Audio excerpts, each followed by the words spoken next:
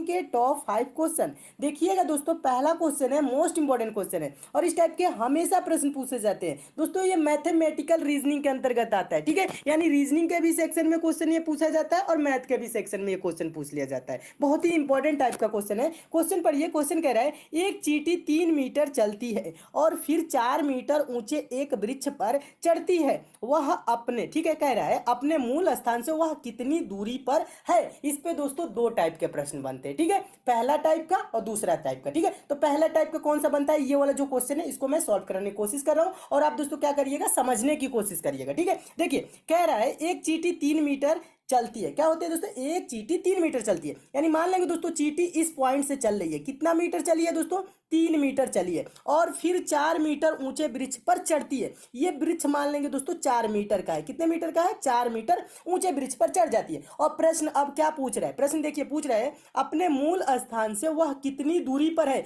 मूल स्थान यानी कि ये वाला है, यहाँ पे जहां से चलना स्टार्ट किया है और यहाँ पे पूछ रही है वह कितनी दूरी पर है। तो ये दूरी कहने का मतलब ज्यादातर स्टूडेंट क्या करते हैं, जोड़ लेते हैं। 3 मीटर चली इधर, 4 मीटर चली इधर, 4 3 क्या हो गया दोस्तों 7 और 7 मीटर आंसर देखते हैं, तुरंत टिक कर देते हैं और आंसर गलत हो जाता है। ये ऐसा प्रश्न ये नहीं पूछ रहा है। प्रश्न अगर जो पूछता वह कुल कितनी दूरी चली तब तो इसका आंसर हो जाता 7 मीटर। पहला टाइप का ये प्रश्न बनता है, वह कुल कितनी दूरी चली। इतना आसान तो पूछेगा नहीं पेपर में। ये क्या पूछता है दोस्तों, वह मूल स्थान से कितनी दूरी पर है। यानी कि ये वाला दूरी पूछ रहा है, ये वाला जो दूरी देखिए जो मैं रेखा खींच रहा हूं ना, ये वाला दूरी पूछ रहा है, यहां से यहां तक की दूरी कितनी है, ये चीज पूछता है। तो दोस्तों जब ये पेड़ पे चढ़ी है तो यहाँ पे क्या हो गया दोस्तों, 90 डिग्री का एंगल बन गया है। कहने का मतलब है दोस्तों ये 4 है ना, ये लंब है और ये आधार है और 90 डिग्री के सामने वाला ये जो दोस्तों एंगल है ये क्या है दोस्तों, कर्ण है। तो कर्ण क्या होता है, कर्ण का मान कैसे निकाला जाता है, तो कर्ण बराबर दोस्तों होता है अंडर रूट लंब का स्क्वायर प्लस आधार का स्क्वायर। कहने का मतलब है कर्ण बराबर क्या होता है दोस्तों, कर्ण बराबर क्या होता है, देखिएगा कर्ण बराबर क्या होता है, कर्ण कैसे निकाला जाता है, अंडर रूट में लंब का स्क्वायर यानी कि 4 का स्क्वायर क्या होगा 16 और प्लस आधार का स्क्वायर 3 का स्क्वायर क्या हो जाएगा 9, 16 9 दोस्तों क्या हो जाएगा 16 9 25 हो जाएगा। अंडर रूट 25 का मान क्या होता है दोस्तों, 25 का मान होता है 5। तो ये दूरी क्या हो जाएगी दोस्तों, 5 मीटर हो जाएगी। समझने की कोशिश कीजिएगा, ये दूरी क्या हो जाएगी दोस्तों, 5 मीटर हो जाएगी। और 5 मीटर किस ऑप्शन में दिया है, ऑप्शन नंबर पहले में दिया है। तो आपका ऑप्शन नंबर पहले क्या हो जाएगा, सही हो जाएगा। तो मैं उम्मीद करता हूं दोस्तों आप इस प्रश्न को अच्छे एक बार और समझाने की कोशिश कर रहा हूं, समझिएगा। इसके लिए पेन उठाने की भी जरूरत नहीं होती है। कैसे सॉल्व किया जाता है, 3 मीटर चली है फिर 4 मीटर ऊंचे ब्रिज पर चढ़ गई है और ये दूरी पूछ रहा है 3 ये 4। तो क्या करेंगे दोस्तों, 4 का स्क्वायर क्या होता है 16, 3 का स्क्वायर क्या होता है दोस्तों 9, 16 9 क्या होगा दोस्तों 25। इसको अंडर रूट में रख लेंगे, ठीक है। अंडर रूट 25 का वैल्यू क्या होता है दोस्तों 5, ठीक है। तो ये कर्ण इस ऐसे आ जाएगा, ये 5 यानी कि ये दूरी जो होगी दोस्तों यहां से यहां तक की ये 5 मीटर होगी। यानी कि चींटी दोस्तों मूल स्थान से वो कितनी दूरी पे है, तो 5 मीटर की दूरी पे है और 5 मीटर ऑप्शन नंबर ए में दिया। तो आपका ऑप्शन नंबर ए दोस्तों क्या हो जाएगा, सही हो जाएगा। और इस टाइप के दोस्तों हमेशा प्रश्न पूछे जाते हैं। तो मैं उम्मीद करता हूं दोस्तों इस प्रश्न को आप बहुत ही अच्छे तरीके से समझ गए होंगे। अगला क्वेश्चन देखिएगा, दूसरा क्वेश्चन है। दूसरा क्वेश्चन आपका सीरीज से है, यह भी इंपॉर्टेंट क्वेश्चन है, यह भी पूछा गया क्वेश्चन है। देखिए प्रश्न है नीचे दी गई श्रृंखला में प्रश्न चिन्ह के स्थान पर कौन सी संख्या आएगी। प्रश्न चिन्ह है कहां, देखिए प्रश्न चिन्ह यहां श्रृंखला में दिया गया है और यहीं पे पूछ रहा है कि कौन सी संख्या आएगी। तो दोस्तों सीरीज से रिलेटेड कभी भी आपके पेपर में प्रश्न है तो आप क्या करेंगे, सीरीज को देखेंगे, सीरीज कैसे आगे चल रही है। तो जैसे दोस्तों ये सीरीज कैसे चल रही है देखिएगा, 3 है दोस्तों, 3 के बाद 5, 5 के बाद 6, 6 के बाद दोस्तों 12 हुआ, फिर 12, उसके बाद प्रश्नवाचक चिन्ह 24 26। यानी कहने का मतलब है अगर जो आप डिफरेंस देखे दोस्तों यानी अंतर देखे तो 3 के बाद 5 हुआ 2, फिर 5 के बाद 6 1, 6 के बाद दोस्तों 12 हुआ 6, 12 के बाद दोस्तों 12 है यानी कि 0, फिर उसके बाद प्रश्नवाचक चिन्ह, उसके बाद से दोस्तों 24 और 26 है यानी कि 2 इधर, ठीक है। यानी ये यहाँ पे आपको कुछ नजर नहीं आ रहा होगा इस टाइप से कि ये सीरीज कैसे आगे बढ़ रही है या घट रही है, कुछ भी यहाँ पे आपको समझ में नहीं आएगा। यहाँ पे देखेंगे दोस्तों 2 1 6 0 ऐसे कोई कुछ भी नहीं समझ में आ रहा है। जब इस टाइप से आपके सीरीज सामने आ जाए और दिखे कुछ भी जब समझ में ना आए तब क्या किया जाता है दोस्तों, देखिएगा तब किया जाता है हम एक एक संख्या को छोड़ के सीरीज को सॉल्व करते हैं। कहने का मतलब है 3 के बाद दोस्तों हम 5 छोड़ देंगे 6, ठीक है।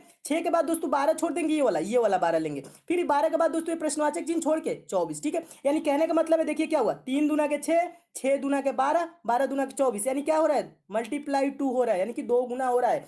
3 दूना के 6, 6 दूना के 12, 12 का मतलब है 5 के बाद दोस्तों 12 हुआ, यानी क्या हुआ है दोस्तों 5 के बाद 12 यानी कि यहाँ पे मल्टीप्लाई नहीं हो रहा है, जुड़ा है। कितना जुड़ा है दोस्तों, 5 में 7 जोड़ेंगे तो 12 हो जाएगा यानी 7 जुड़ा है। 12 के बाद दोस्तों क्या होगा, इसमें भी 7 अगर जो जोड़ दे तो यहाँ पे दोस्तों क्या हो जाएगा 19 हो जाएगा और 19 के बाद दोस्तों 7 जोड़ दे तो क्या हो जाएगा दोस्तों 26 हो जाएगा और 26 यहाँ पे दिया हुआ है। तो यहाँ पे प्रश्नवाचक चिन्ह पे भरी जाने वाली संख्या क्या हो जाएगी 19 हो जाएगा और 19 किस ऑप्शन में दिया है, तो ऑप्शन नंबर पहले में दिया है। तो आपका ऑप्शन नंबर पहले दोस्तों क्या हो जाएगा, सही हो जाएगा। तो इस टाइप से सीरीज आपको एकदम अच्छे से समझ में आ गई होगी और ये सीरीज कैसे चली है पूरा आपको क्लियर हो गया होगा। तो मैं उम्मीद करता हूं दोस्तों आप इस प्रश्न को बहुत ही अच्छे तरीके से समझ गए होंगे। क्या किया जाता है दोस्तों, जब सीरीज ना समझ में आए तो एक एक संख्या को छोड़ के सॉल्व किया जाता है, तब सीरीज समझ में आने लगती है। ठीक है, और इसका आंसर क्या हो जाएगा, 19 हो जाएगा। नेक्स्ट क्वेश्चन देखिएगा, तीसरा क्वेश्चन। और दोस्तों मैं आपको बता दूं, प्रश्न सॉल्व करने से पहले क्या किया करिए, वीडियो को पॉज कर दिया करिए, अपने आप से भी सॉल्व करने की कोशिश किया करिए। ठीक है, अपने आप से सॉल्व करने की कोशिश करेंगे तो आपके अंदर सोचने समझने की शक्ति विकसित होगी। तो आप पेपर में क्या होगा, आपको हिचकिचाहट नहीं होगी, हेजिटेशन नहीं होगी, आप प्रश्नों को पेपर में भी अच्छे से सॉल्व करने लगेंगे। तो अपने आप से भी सॉल्व करने की कोशिश किया करिए, बुक से भी प्रैक्टिस किया करिए। ठीक है, देखिए तीसरा क्वेश्चन बहुत ही इंपॉर्टेंट है और आपको प्रश्न दोस्तों अच्छे लग रहे हैं तो वीडियो को अभी लाइक कर दीजिए और ज्यादा से ज्यादा आप दोस्तों शेयर किया करिए। लाइक शेयर करते हैं तो दोस्तों हमें मोटिवेशन मिलता है कि आपको वीडियो पसंद आ रही है। और किसी टॉपिक में आप विशेष रूप से कमजोर है तो उस टॉपिक का नाम यानी चैप्टर का नाम भी कमेंट कर देंगे तो भी चैप्टर में बहुत जल्द कंप्लीट करा दूंगा। ठीक है, देखिए तीसरा क्वेश्चन है, नीचे दी गई प्रश्न का सही वेन आरेख बताएं। वेन डायग्राम बनाना है, किसका, घोड़ा बंदर बाघ। ठीक है दोस्तों, वेन डायग्राम से रिलेटेड आपके पेपर में कभी भी प्रश्न आएगा तो आपको ये करना क्या होता है, वेन डायग्राम से रिलेटेड जो शब्द दिए जाते हैं यानी जिसके बीच आपको वेन डायग्राम बनाना होता है, जैसे इसमें घोड़ा दिया है, बंदर दिया है, बाघ, इसके बीच दोस्तों हम देखते हैं कि संबंध कैसा है, एक दूसरे के बीच ये एक दूसरे से कैसे संबंधित है, बस ये चीज पता लगा लेंगे तो इसका आंसर भी आप दे लेंगे। ठीक है, तो देखिए घोड़ा क्या होता है दोस्तों, बंदर क्या होता है, बाघ क्या होता है। देखिए और ज्यादातर स्टूडेंट क्या सोचते हैं, देखिए बड़ा छोटा सोचने लगते हैं, यानी कि घोड़ा बड़ा होता है उसके अंदर क्या कर लेते हैं दोस्तों, बाघ को कर लेते हैं, उसके बाद बंदर कर लेते हैं, ऐसे वेन डायग्राम नहीं, ये आपको बड़ा छोटा नहीं पूछ रहा है, वेन आरेख पूछ रहा है, यानी कि वेन डायग्राम पूछ रहा है, यानी इसके बीच संबंध पूछ रहा है। तो इसका इमेज ऐसे नहीं होगा, ऐसे गलत हो जाएगा। देखिए ये घोड़ा क्या होता है, बंदर क्या होता है, बाघ क्या होता है। घोड़ा दोस्तों एक जानवर होता है, बंदर भी एक जानवर होता है और बाघ भी क्या होता है दोस्तों, एक जानवर होता है। ठीक है, और ये सब अलग अलग होते हैं, इनमें किसी प्रकार का रिलेशन नहीं होता है, यानी संबंध नहीं होता है। तो एक देखिए सर्कल कैसे बनाएंगे और इसको सर्कल से प्रदर्शित किया जाता है। तो एक घोड़ा का सर्कल हो जाएगा, फिर एक बंदर का सर्कल हो जाएगा और एक बाघ का सर्कल हो जाएगा, यानी अलग अलग इसका सर्कल हो जाएगा। ठीक है, तो दोस्तों इस टाइप से अलग अलग सर्कल देखिए किस ऑप्शन में दिया है, तो आपका देखेंगे दोस्तों ऑप्शन नंबर बी देखेंगे तो ऑप्शन नंबर बी में दिया है अलग अलग सर्कल। ठीक है, तो ऑप्शन नंबर बी क्या हो जाएगा, सही हो जाएगा, यानी इनके बीच कोई संबंध नहीं होता है, ये सब अलग अलग जानवर है। तो इस टाइप का वेन डायग्राम किस टाइप से बनेगा, ऑप्शन नंबर बी की तरह। तो आपका ऑप्शन नंबर बी दोस्तों क्या हो जाएगा, सही हो जाएगा। तो मैं उम्मीद करता हूं दोस्तों आप इस प्रश्न को भी बहुत अच्छे तरीके से समझ गए होंगे और इस टाइप के भी प्रश्न आपके पेपर में आएगा तो आप अच्छे से सॉल्व कर लेंगे। अगला क्वेश्चन देखिएगा, अगला क्वेश्चन चौथा क्वेश्चन बहुत ही इंपॉर्टेंट क्वेश्चन है और ये पेपर में बहुत बार पूछा जा चुका है। देखिए क्वेश्चन देखने में दोस्तों आपको बहुत बड़ा लग रहा होगा लेकिन सॉल्व करना ये बहुत ही आसान होता है और ज्यादातर स्टूडेंट क्या करते हैं, क्वेश्चन बड़ा देखते हैं और छोड़ देते हैं। ठीक है, क्वेश्चन बड़ा देख के छोड़ा नहीं जाता, उसको सॉल्व करने की कोशिश किया जाता है, ज्यादा टाइम नहीं दिया जाता है। ठीक है, देखिए इसमें टाइम नहीं लगेगा। प्रश्न को पढ़िएगा, प्रश्न कह रहा है नीचे दी गई श्रृंखला में अगला संख्या क्या होगा, यानी ये श्रृंखला दी गई है दोस्तों और इसमें पूछ रहा है कि यहाँ प्रश्नवाचक चिन्ह यानी कि यहाँ पे कौन सी संख्या आएगी।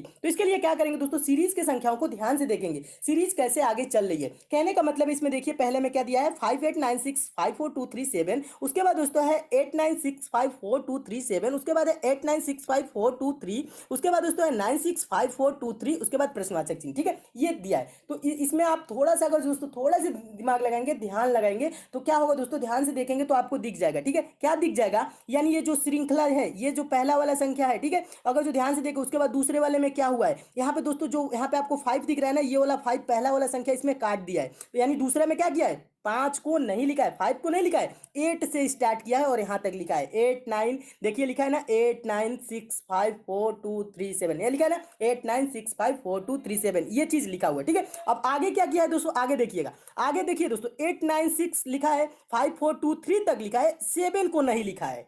समझ रहे ना, ये कर क्या रहे, यानी कि पहले वाले में क्या किया, पहला संख्या हटा दिया, दूसरे वाले में क्या किया, लास्ट वाला हटा दिया, तीसरे वाले में क्या किया दोस्तों, देखिए तीसरे वाले में क्या किया है, आगे देखिएगा, यहाँ पे तीसरे वाले में क्या किया है, यहाँ पे लास्ट वाला इस संख्या को इसको जब हटा दिया है, फिर चौथे वाले में क्या किया, ये चीज देखिएगा, ध्यान से देखिएगा, एक बार और समझाने की कोशिश करो। पहले वाले में पहले में क्या किया, दूसरे वाले में क्या कर दिया दोस्तों, ये वाला पहला 5 को हटा दिया और पूरा लिख दिया। ठीक है, यानी कि यहाँ पे इतना लिख दिया, फिर इसमें क्या किया दोस्तों, 7 को हटा दिया, यानी कि लास्ट वाले को हटा दिया और इतना लिख दिया। उसके बाद दोस्तों चौथे वाले में क्या किया, चौथे वाले में देखेंगे दोस्तों, ये चौथे वाले में क्या किया है, यानी कि 8 को हटा दिया है, ये वाला 8 को हटा दिया है और पूरा लिख दिया है। और लास्ट वाले में दोस्तों क्या किया है, लास्ट वाले में देखने करने की कोशिश करेंगे। देखिए अब इसके बाद से क्या करेंगे, यानी कि 8 को हटा दिया है, 9654, ये देखिएगा 965423 लिख दिया है। उसके बाद दोस्तों हम लास्ट वाले यानी जहां प्रश्नवाचक चिन्ह यहाँ पे क्या होगा आपको बताना है, ठीक है। समझने की कोशिश कीजिए, एक बार और समझाता हूँ। यहाँ पे 5 काट दिया है, दूसरे वाले में यहाँ पे 5 काट के और यहाँ पे पूरा लिख दिया, ठीक है। तो इसमें क्या किया दोस्तों, 7 को काट दिया है,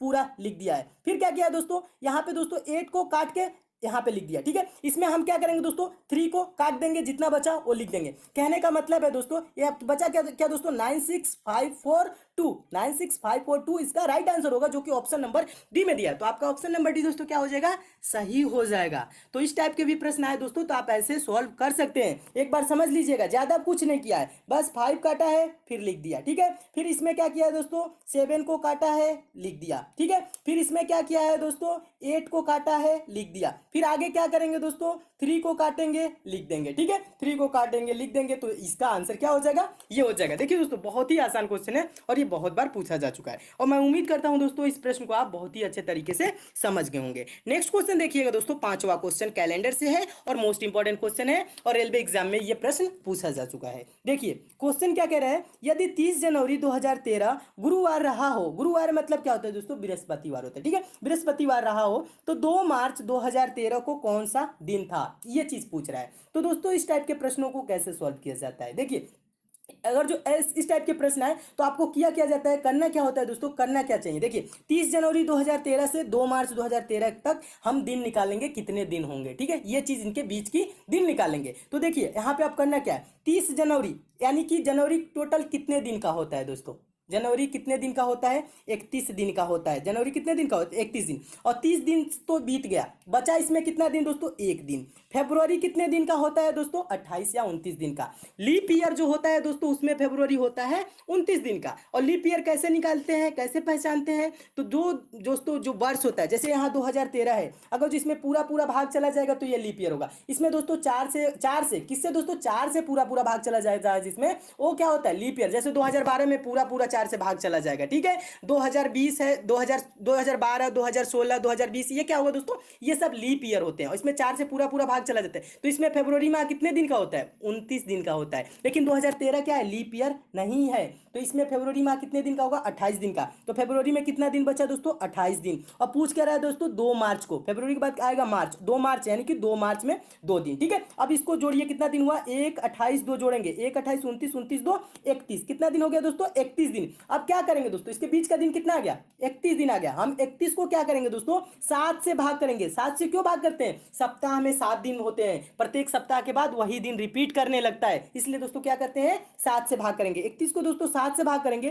तो क्या होगा, 7 चौक 28 हो जाएगा। और यहाँ पे शेषफल में क्या बचेगा, शेष क्या बचेगा, 31 में से 28 घटाएंगे तो क्या हो जाएगा, 3 बचेगा। ये जो 3 दिन बचा ना, इसी को क्या करेंगे, गुरुवार में जोड़ देंगे। गुरुवार यानी कि बृहस्पतिवार में 3 दिन जोड़ेंगे, 1 दिन जोड़ेंगे तो क्या होगा दोस्तों, शुक्रवार, 2 दिन जोड़ेंगे शनिवार, तीसरा दिन जोड़ेंगे रविवार। रविवार किस ऑप्शन में दिया है, तो ऑप्शन नंबर डी में दिया है। तो आपका ऑप्शन नंबर डी दोस्तों क्या हो जाएगा, सही हो जाएगा। तो मैं उम्मीद करता हूं दोस्तों इस प्रश्न को भी आप अच्छे से समझ गए होंगे, और इस टाइप के भी प्रश्न आएगा तो आपके पेपर में कभी भी पूछा जाएगा तो आप सॉल्व कर लेंगे। ज्यादा कुछ नहीं किया जाता है, बस इनके बीच का दिन देखा जाता है, टोटल कितने दिन है। जैसे इसमें 1 दिन बचा जनवरी में, फरवरी में 28 दिन बचा। देखिए बिना पेन उठाए भी सॉल्व कर सकते हैं। देखिए क्या बचा दोस्तों, जनवरी में कितना दिन बचा, 1 दिन। फरवरी में कितना दिन है, 28 दिन। मार्च में किस मार्च को पूछ रहा है, 2 मार्च को। 2 इसको जोड़ लेंगे, बस यही, ठीक है। जोड़ेंगे 1 28 2 क्या हो जाएगा दोस्तों, 31 हो जाएगा। और 31 को दोस्तों क्या करेंगे, 7 से भाग करेंगे। किससे भाग करेंगे दोस्तों, 31 को 7 से भाग करेंगे तो 7 चौक क्या हो जाएगा दोस्तों, 28 हो जाएगा।